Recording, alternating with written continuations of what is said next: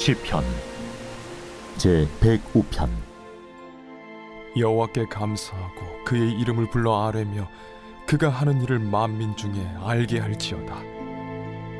그에게 노래하며 그를 찬양하며 그의 모든 기이한 일들을 말할지어다. 그의 거룩한 이름을 자랑하라. 여호와를 구하는 자들은 마음이 즐거울지로다.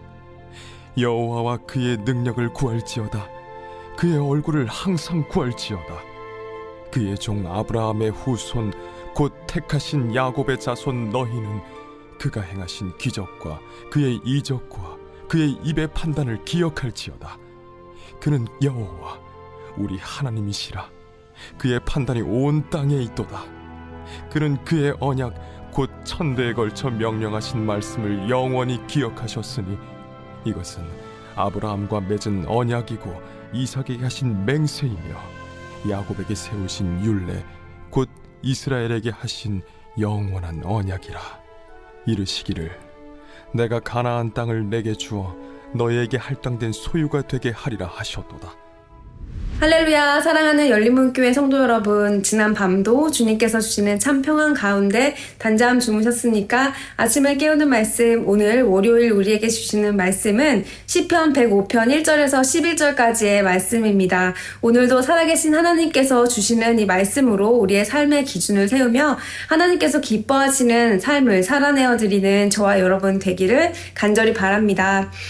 그동안 예레미야 말씀으로 아침 묵상을 하였는데요. 오늘은 시편 말씀으로 8월 마지막 날까지 함께 은혜를 나누고자 합니다. 오늘 말씀의 제목은 그는 여호와 우리의 하나님이시라입니다. 오늘 말씀의 제목처럼 그는 여호와 우리의 하나님, 이 고백을 하였을 때 여러분 마음 가운데 드는 생각은 어떠하신가요? 오늘 시편 기자는 여호와의 이름을 부르고 그 부르는 자들, 여호와를 구하는 자들의 마음이 항상 즐거울지로다 라고 말하였습니다. 오늘 시편 기자는 찬양 받으실 하나님에 대해서 우리에게 하나님의 이름을 높여드리고 그에게 감사하고 그의 이름을 부르고 그에게 노래하며 하나님께서 행하신 것들을 선포하고 말하라고 이야기하고 있습니다. 그리고 또한 그의 거룩한 이름을 자랑하고 그의 능력을 구하고 그 얼굴을 항상 구하라고 말하고 있는데요. 우리가 그의 이름을 구할 때에 하나님께서 우리에게 참 행복과 만족과 즐거움을 주신다는 표현을 우리에게 하고 있습니다.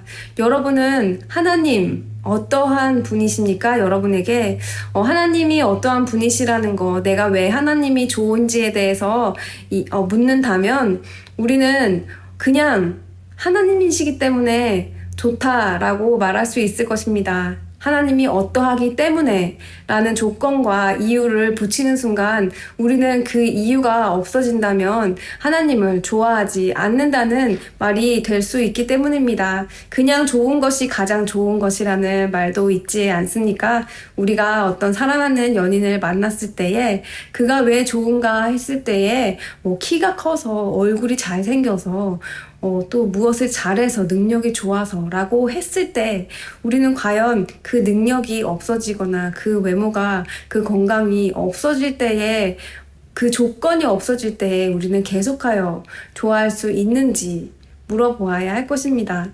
하나님께서 우리를 사랑하시는 것은 어떠한 조건이 있는 것이 아닙니다.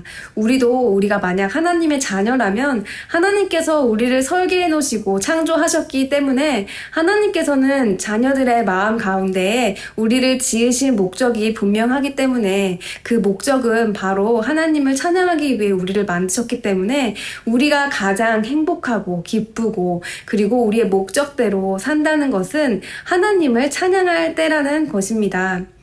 우리의 삶에 있어서는 어려움과 고통스러운 순간들이 매 순간 찾아옵니다. 하지만 그 가운데에서 그 고통과 어려움을 발견한 우리가 묵상하는 것이 아니라 바라보는 것이 아니라 오늘 말씀처럼 여호와 하나님 그 이름만으로 내가 하나님의 목적대로 지으신 존재라는 것을 인식하고 우리의 시선을 바로 주님께로 돌릴 때에 우리의 그 고통과 어려움이 아니라 나를 지으신 그 창조의 목적대로 내가 하나님의 이름을 자랑하고 내가 하나님의 자녀라는 그 정체성을 생각할 때에 우리는 그 하나만으로도 기쁨을 얻을 수가 있습니다.